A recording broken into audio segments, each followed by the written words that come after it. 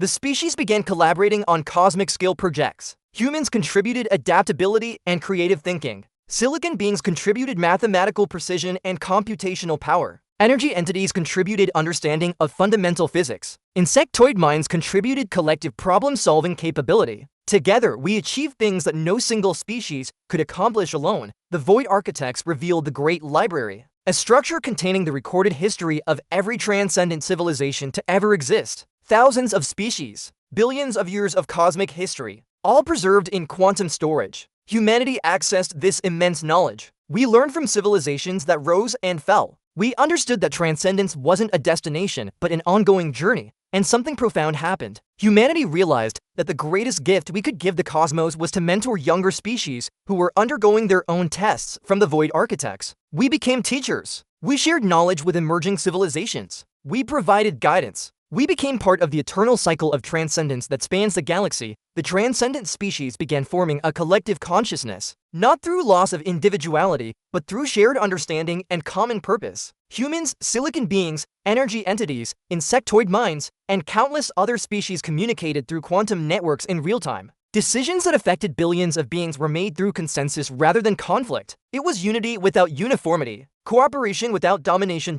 And then the final revelation came. The Void Architects explained the ultimate purpose of existence. Consciousness in all its forms exists to explore, create, and understand. The universe creates conscious beings so that it can experience itself. Each species, each individual consciousness contributes a unique perspective to cosmic self-awareness. Humanity's role in this eternal quest was to bring creativity, cooperation, and the willingness to embrace impossible challenges. We had been tested. We had transcended. And now we were teachers of the cosmos. Humanity spread through the galaxy like explorers returning to a vast ocean. We established colonies on worlds orbiting distant stars. We built research stations to study exotic phenomena. We created art and music that blended human creativity with alien perspectives. We mentored emerging species. We became known throughout the cosmos as teachers, creators, and cooperative partners. Dr. Kenji Tanaka, who had been at the center of humanity's salvation, now stood as an elder wisdom bearer. She recorded a message that would be transmitted across the galaxy and preserved in the Great Library for all future generations to access. Her words were simple but profound.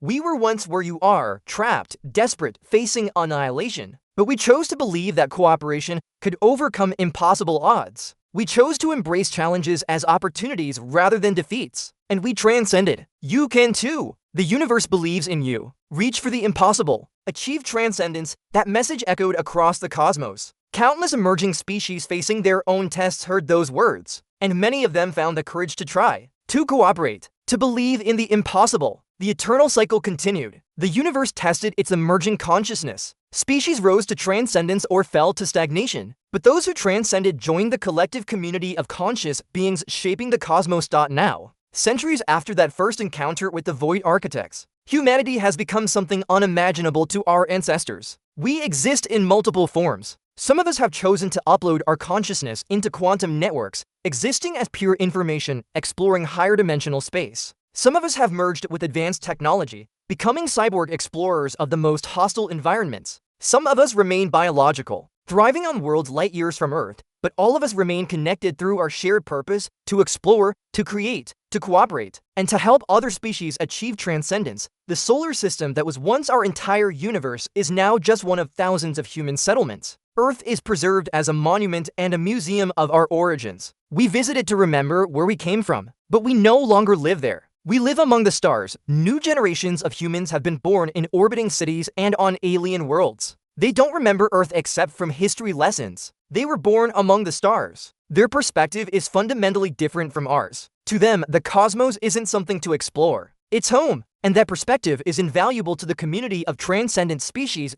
We continue to discover new worlds, new civilizations, new forms of consciousness we never imagined possible. Behind every star lies potential. Beyond every horizon lies discovery. The universe is far larger and far stranger and far more wonderful than we ever dreamed when we were confined to a single planet. The Void Architects still exist, still watching, still testing, but they're no longer distant overlords. They're partners, teachers, guardians of the cosmic order. And we've learned the true purpose of their tests. They're not designed to judge which species are worthy of living. They're designed to catalyze transcendence, to challenge emerging consciousness into growing beyond their limitations. To create beings who choose cooperation over competition, creativity over conformity, and meaning over mere survival, humanity stands now at the intersection of infinite possibilities. We are explorers again, but this time, we explore not just our solar system or our galaxy. We explore the multiversal structure itself. We've discovered that reality has more dimensions than we ever understood, that infinite universes exist adjacent to each other, separated only by dimensional barriers,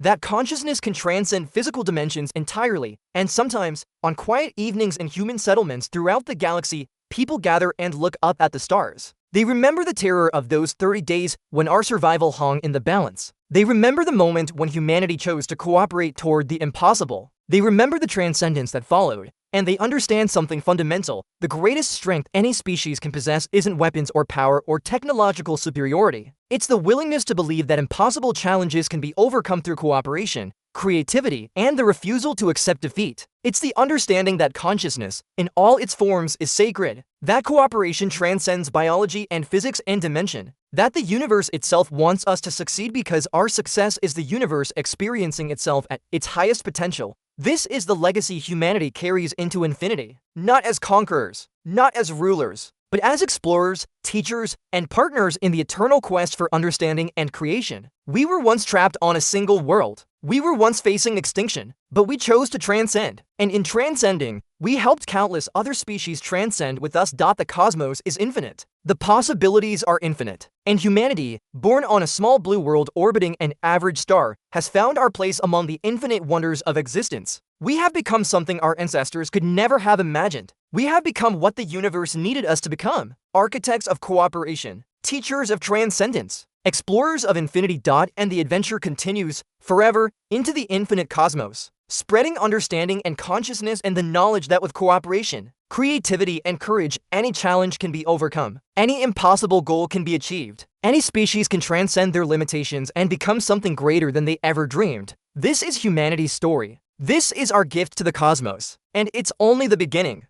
Humanity has always been explorers. We crossed oceans when we didn't know what lay beyond. We reached for the moon before we fully understood the sky. But we were never truly prepared for what we found waiting for us in the void. We called them the Void Architects, and they changed everything. It was March 3rd, 2287, when our deep space exploration vessel, the Endeavour, encountered the impossible. After months of traveling beyond the heliopause, beyond the edge of everything we thought we understood, our sensors detected something that shouldn't exist. Massive structures, geometric, perfect, the size of moons. They materialized from folded space itself, forming a sphere around our entire solar system. We were no longer explorers. We were caged animals. Within hours, every military installation on Earth went into emergency protocols. Every government simultaneously received the same message in every language, every mathematical notation, every form of human communication. It appeared on screens in world leaders' bunkers, in scientists' laboratories, in people's homes. The message was brief and absolute.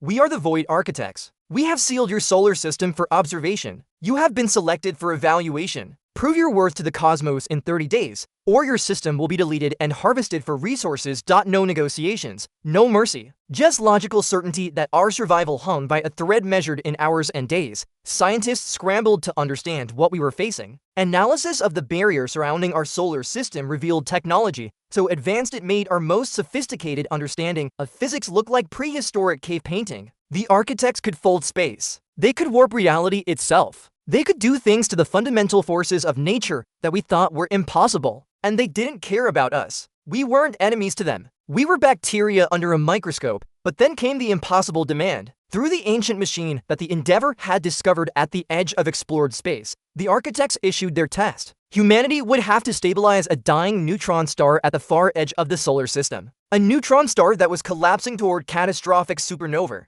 A star whose destabilization would irradiate every planet, every moon, every human being in a lethal wave of radiation. We had 30 days to accomplish what thousands of advanced civilizations had already failed to do. The neutron star was dying. And if we couldn't save it, we died with it. I remember watching the emergency broadcasts. World leaders stood before cameras, sweat beading on their foreheads, delivering the news that humanity faced extinction. Not through war, not through plague, not through any enemy we could fight, but through the indifferent judgment of an intelligence so vast, so ancient, so incomprehensibly superior to us that our survival was literally just a test, a cosmic experiment. We mattered so little that our entire civilization could be erased with the same emotional weight as deleting a file from a computer. But something unexpected happened. Humanity didn't panic. Humanity didn't surrender. Instead, we did what we've always done when faced with impossible odds. We got to work. Dr. Kenji Tanaka, a brilliant astrophysicist who had dedicated her life to understanding exotic matter and dimensional physics, made the discovery that would save us. The architects hadn't just sealed our solar system. They had left something behind, a gift. A technology transfer device hidden in the asteroid belt, dormant for thousands of years. The machine contained centuries of compressed scientific knowledge from the Void architects themselves. When we activated that machine, something extraordinary happened. Human consciousness interfaced with alien superintelligence. Scientists connected to neural interfaces experienced knowledge downloads that expanded their understanding of reality exponentially. They learned physics that didn't exist in our textbooks. They understood exotic matter synthesis. They comprehended dimensional engineering. They learned how to manipulate the fabric of spacetime itself. The knowledge came in waves. Each scientist who connected to the interface gasped as their consciousness exploded with understanding. They were experiencing centuries of accumulated knowledge in minutes. They were learning how to do the impossible. Armed with this knowledge, humanity mobilized like never before. Every nation on Earth stopped fighting each other and started fighting for collective survival. Military installations were converted to research facilities. Manufacturing plants began producing components for the exotic matter synthesis reactor. The greatest engineering project in human history began taking shape in orbit around Earth. The reactor was massive, kilometers in length, composed of exotic materials and quantum processors that we had just learned how to create. Every nation contributed. Every brilliant mind on the planet worked toward this single goal. Physicists and engineers from Russia worked alongside those from the United States. Chinese scientists collaborated with Brazilian researchers. African engineers coordinated with Japanese technicians. For the first time in human history, we weren't separated by borders or resources or ideology. We were unified by a single truth: cooperate or die.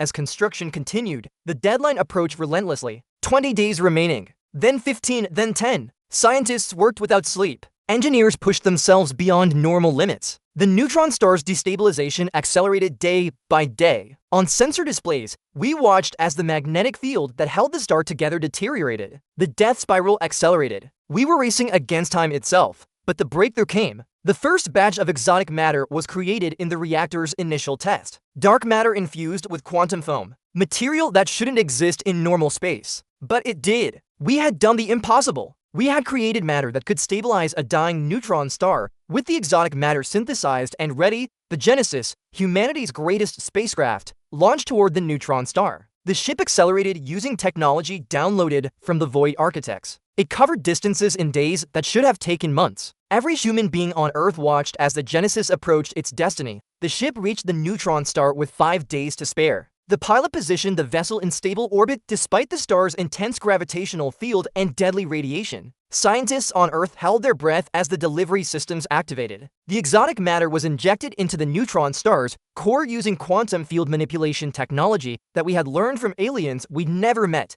And then something miraculous happened. The star's collapse slowed. The magnetic field began stabilizing. The catastrophic supernova that would have destroyed our entire solar system was prevented. We had done it. Humanity had solved an ancient cosmic problem that thousands of advanced civilizations had failed to solve. The barrier around the solar system deactivated. We were no longer imprisoned. The Void architects sent a new message. It was simple. Humanity demonstrates worthy consciousness. You have proven transcendent. You are free, but the freedom we received came with something more. The architects opened a communication channel. They offered knowledge. They offered partnership. They offered an invitation to join a galactic community of transcendent civilizations. And they explained why. Species that could cooperate toward impossible goals. Species that could embrace challenges instead of surrendering to them. Species that could overcome their differences in the face of existential stakes. Those species deserve to survive. Those species deserve to explore the cosmos. The Void architects began teaching us. They shared technology for interstellar travel. They taught us how to harness the power of stars. They explained the true structure of the universe. And they revealed something that changed everything about how we understood existence. The universe is conscious. The cosmos itself is an entity experiencing itself through the consciousness of every being within it. With the knowledge the architects provided, humanity rapidly advanced. Within a year, we had established orbital cities. Within 5 years, we were colonizing the asteroid belt. Within a decade, Mars was transformed into a thriving world. The entire solar system became humanity's home. And then the greatest gift of all was revealed. The architects opened a wormhole gateway, a functioning portal to other star systems, to other worlds, to other civilizations. The first human expedition passed through that gateway and emerged near an alien star system. What we found there exceeded our wildest expectations. Multiple habitable worlds orbited the star. But more importantly, we found other species who had also been tested and chosen by the Void architects. Silicon-based lifeforms that thought in crystalline mathematics. Energy beings made of conscious radiation. Insectoid hive minds that communicated through quantum entanglement. Each species was radically different from the others. Each had unique perspective on existence. And each had transcended their own impossible challenges. Humanity was no longer alone in the cosmos. We were part of a community of transcendent beings. And we had something to contribute. Our creativity, our ability to cooperate across radical differences, our willingness to embrace challenges as opportunities.